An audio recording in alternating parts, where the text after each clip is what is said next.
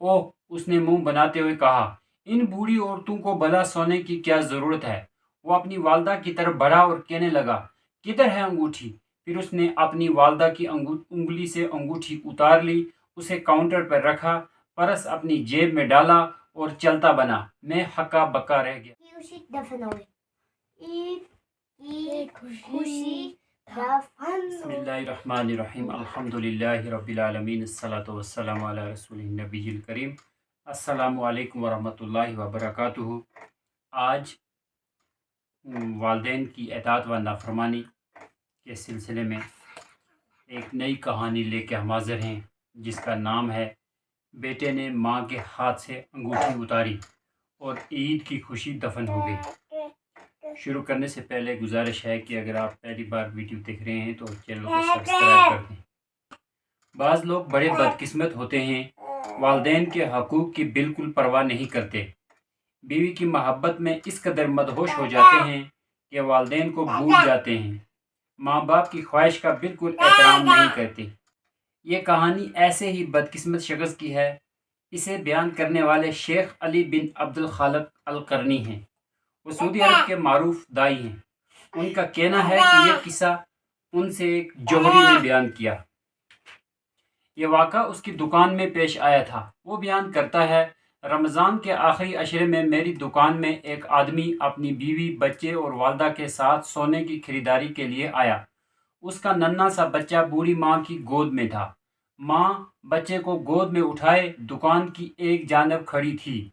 उसे देखकर अंदाज़ा होता था कि वो वाकई किसी अच्छे ख़ानदान की शरीफ ज़ादी है। इधर मियाँ बीवी ने मुख्तलिफ़ इक़साम के जवाहरात पसंद किए। उनके मंतखब करदा जवाहरात की कीमत कोई 20,000 रियाल थी। माँ की नज़र अनवा व इक़साम के जवाहरात पर पड़ रही थी। वो अपनी जगह से आगे बढ़कर दुकान के उस हिस्से में गई जिधर सोने की अंगूठियाँ रखी हुई थीं। माँ को उनमें से एक अंगूठी पसंद आ गई और उसने पसंदीदा अंगूठी अपनी उंगली में पहन ली। उसकी कीमत कोई 100 रियाल थी। जोरी का बयान है कि बेटा जब हिसाब चुकाने के लिए काउंटर पर पहुंचा तो उसने जेब से 20,000 रियाल निकाल कर मुझे दिए।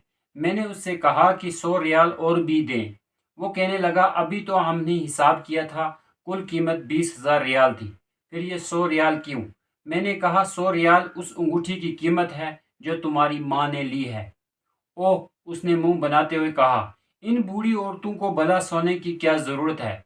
वो अपनी वालदा की तरफ बढ़ा और कहने लगा, किधर है अंगूठी। फिर उसने अपनी वालदा की उंगली से अंगूठी उतार ली, उसे काउंटर पर रखा, परस अपनी जेब में डाला और चलता बना। मैं हक्का बक्का रह गया।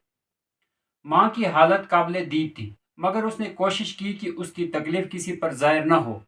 उसने अपने पोते को गोद में उठा लिया और दुकान से निकल गई। बच्चे को लेकर गाड़ी में पहुंची तो बीवी अपने शोहर से तल्ख लहजे में कहने लगी, तुमने अपनी वालदा को अंगूठी खरीद कर क्यों नहीं दी? ख्वाह मख्वाह तुमने अपनी माँ का दिल दुखाया है। अब अगर वो गुस्से में आकर घर से चली जाएंगी तो हमारे बच्चे को कौन संभालेगा? उसका फीडर कौन धोएगा? वो बड़बड़ाई। जौहरी का बयान है, बीवी की बात सुनकर शोहर दुकान के अंदर आया और मुझसे वो अंगूठी मांगी जिसे वो माँ के हाथ से छीन कर काउंटर पर फेंक गया था।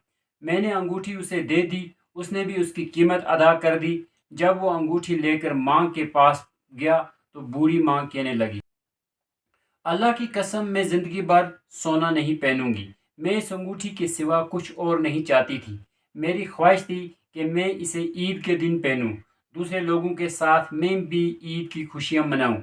अब मैंने ईद की खुशी अपने दिल ही में दफन कर दी है। बेटा, अल्लाह ताला तुमसे दरगुजर फरमाए। सुब्हानकल्लाहुम्मा व बिहम्दिका व अशहदु अल्ला इलाहा इल्ला अंता अस्तगफिरुका व अतूबु इलैक। सुब्हान रब्बिका रब्बिल इज्जति अम्मा यसिफून व सलामुन अलल मुरसलीन वल्हम्दुलिल्लाहि रब्बिल आलमीन। आमीन।